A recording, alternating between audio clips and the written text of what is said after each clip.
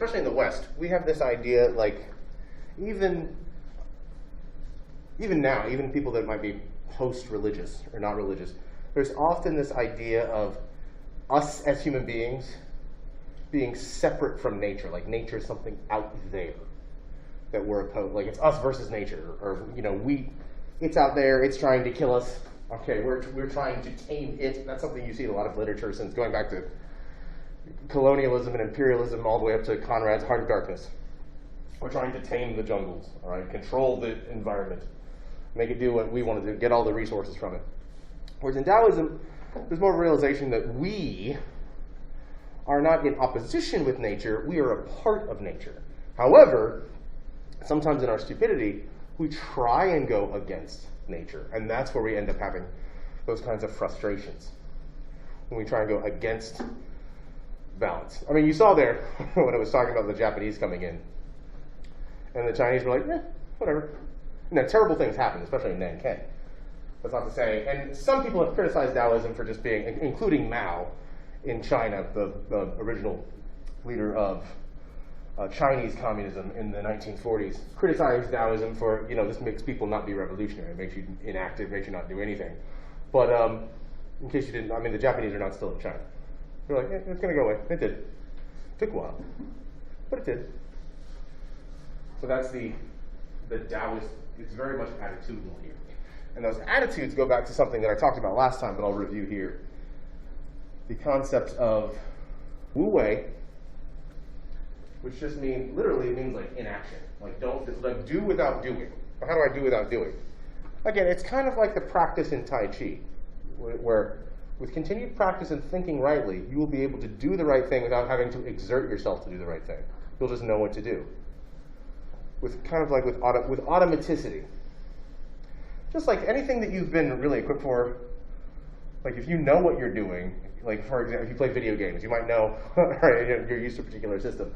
You might know, if I say press square, well, one, we know we're on a PlayStation now, and I can go there. It's right here. But if I picked up, say, like a GameCube controller, and it said press C, I don't know where to go. Or typing, like I think now today, like we're all pretty good at typing, to the point where like I can do it in the air. Like if it's not my own name, I could do it right now. Okay, I could do it with my thumbs on a phone. Like you know where the stuff is. But if you didn't know that, like if you went to a keyboard and it had like all Greek letters on it, you ever seen people that don't know how to type and they do this thing? Why? Why did they not have this thing? Because they weren't taught typing. It wasn't something that they learned. So things that we're used to, we have a flow to it to the point where we can do it without even realizing that we're doing it. Like me speaking right now.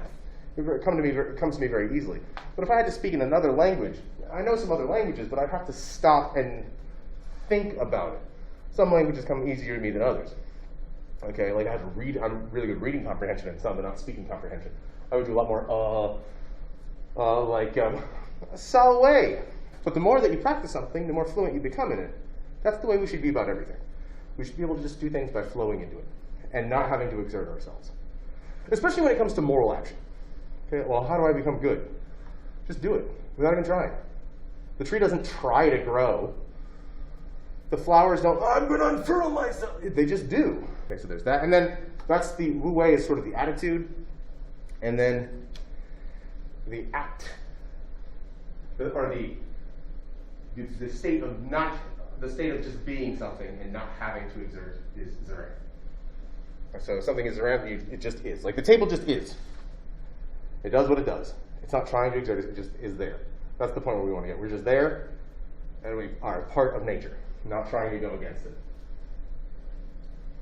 And that means when we do that, though, I mentioned this last time too, that makes us like Lao Tzu, one of the founders, I'll say, of Daoism, says it like we should be like unworked wood. Why? Well, it's there, but there's a whole host of potential there. It could be anything. So that's what it's like to be a part of a wholesome part of nature. There's so much that could happen. We don't know what's going to happen, but you can flow into it from there. Whereas if you designate, I'm going to be this thing, I'm going to do this, you've already limited yourself. You've carved, you're not unworked wood. You're now a wooden spoon. You won't be used for some other task. It's best to be unworked and to be ready, to be like a vessel for nature. That's why Lao Tzu also says, I mentioned this before too, it's better, Like a bowl is most useful when it's empty. Pick any object that you can put stuff into. Why? Well, that means you can put a bunch of stuff in it. If it's already filled up with something, you can't use it for something else. You know this before, if you're ever running out of storage space. I think about like putting leftovers in the fridge. Oh man, we're all out of, there's no more stuff. If only I had another empty. That's when it's most useful, is when it's empty, because that's when you can put stuff in it. It becomes less useful when you don't need it and it's already filled with something. So now let's take a look at some of the texts. Because Daoism is also a tradition that doesn't really have a rigorous canon. Like Christianity, no, we've got the Old and New Testaments. But what books go in there? Well, we've settled, that's settled. Okay, Judaism, we know what's in the Tanakh, that's pretty much settled. That's been settled for over 2 millennia.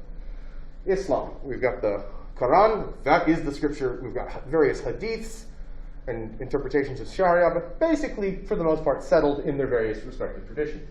Even in Buddhism, we have the Pali Canon, that's been around for a while. In Daoism, here are the texts, but it's much more of a casual attitude about it. Because we're not going to be rigorous like that. We're going to go with the flow. If there's something else out there, we'll find it. And generally speaking, they can be divided into these subdivisions of Dongzhen, Dongshuan, and Dongshen, which are things on like how to meditate, which we'll look at that, Qigong. Various rituals being formed, that syncs up with Confucianism very well, because that's all about rituals. And then demonology, stuff about various spirits. So when you see demons there, there's various kinds of spirits. There's a lot of stuff here in the Eastern stuff that focuses on what Westerners would call magic.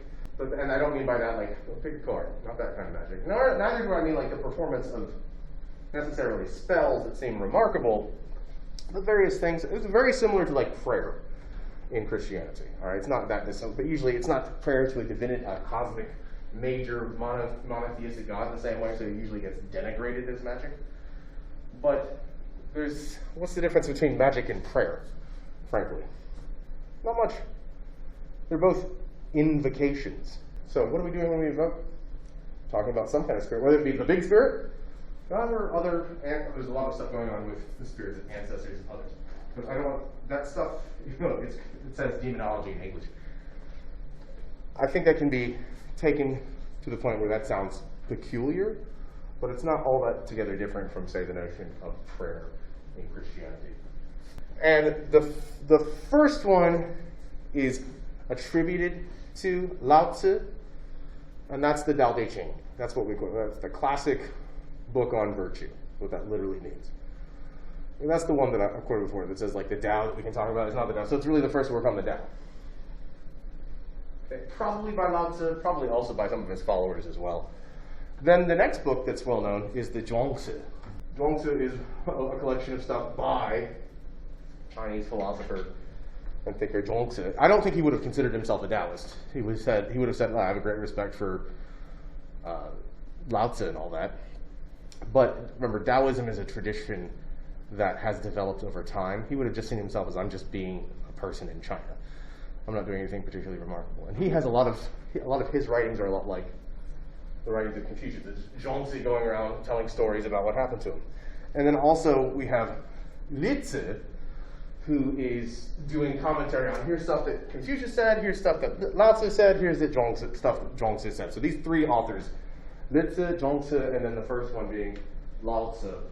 That's really the core of Taoist writing. Not that these are really seen as scripture, they're quoted, but a memorization of these texts is not really that big of a deal here. It's really more about being in accordance with their attitude. One other concept, I talked about Wu Wei, I talked about Zerang. This is one, also, I won a Scrabble game or two with this word, because we can use it in English as well. And that is the notion of qi. What is qi? Well, you see up there, it's your life force. Now, lest you think that be too mystical, it's very similar to being alive and conscious. In other traditions, it'd be similar but not identical to having a soul. It's the fact that you've got an energy behind yourself that constitutes you. It's not identical to you like a soul might be in the Greek tradition, because everything has qi. But then one of the things that happens in Taoism, and we're going to see our familiar characters again here in a second, is there's a practice of qi gong, which is maintaining one's self.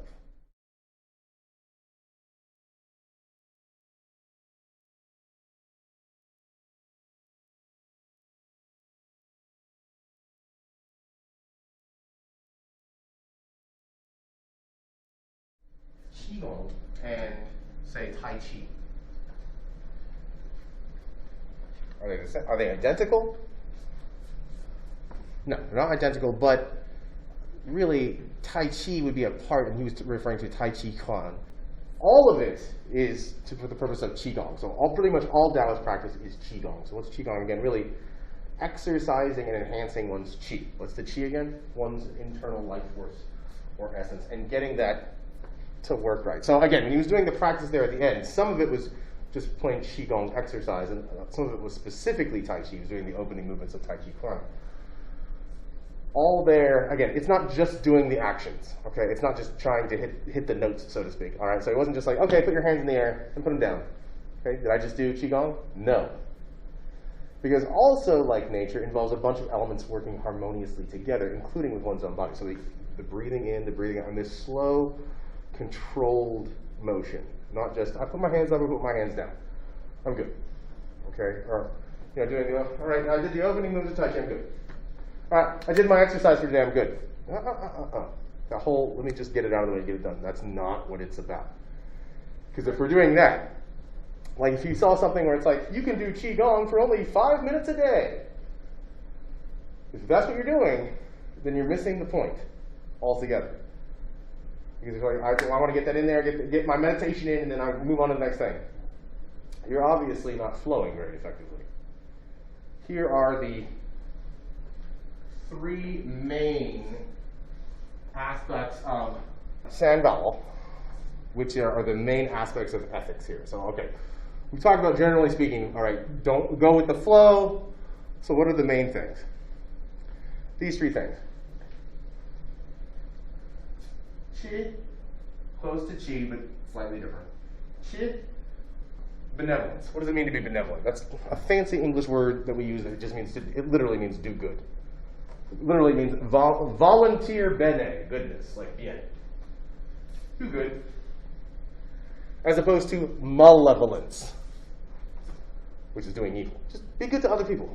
But default setting, just be good generally. Second aspect, jia. Restraint. Don't overdo it, ever. Don't overdo it. So keep yourself in control. Because as soon as you go out of you have to go out of your way to be evil. That remember, everything we were talking about, the Tai Chi 2, or the yin yang, or the yang yin, whatever you want to call it. A lot of that emphasizing the notion of balance. Evil is never balanced, evil behavior. It's always discordant and disruptive. Goodness never is. Restraint, again, to be unrestrained and unharnessed is unharmonious. And then this last aspect here. Let's think about what you think this means. Now, it's interesting there. Notice it's not one word. What does that say? Do not dare to be first. There's a literal meaning there. What do you think that means? I mean, we could take it really literally. All right, we're running a race. First, you're the first person to post a comment in a subreddit on Daoism. Good for you. No, do not dare to be first. Now, this means to be especially bold in the sense of, I'm going to do something that's never been done before. Now, that's something, like in Western thought, that's something we almost dream of doing. Like, I want to be the person that invents this so I can get rich. I'll get that patent out. Like, that's what we want to do. I want to be first place, first prize. I want everybody to look at me. Nature doesn't work that way. Nature doesn't dare to be bold and egocentric. It just is. It's all right, way. Don't try and strive to get everything to look at you. And if you're going out of your way to be different for the sake of being different. Now, I don't mean, I'm not talking about here in our appearance or trying to overcome some sort of obstacle. I don't mean that. But for the sake of just drawing attention to ourselves. Nature doesn't do that. Sometimes the greatest beauty can be something that is just there in Taoist thought. But trying to strive to sort of be at the top of everything. But I think that's gonna conclude on Daoism.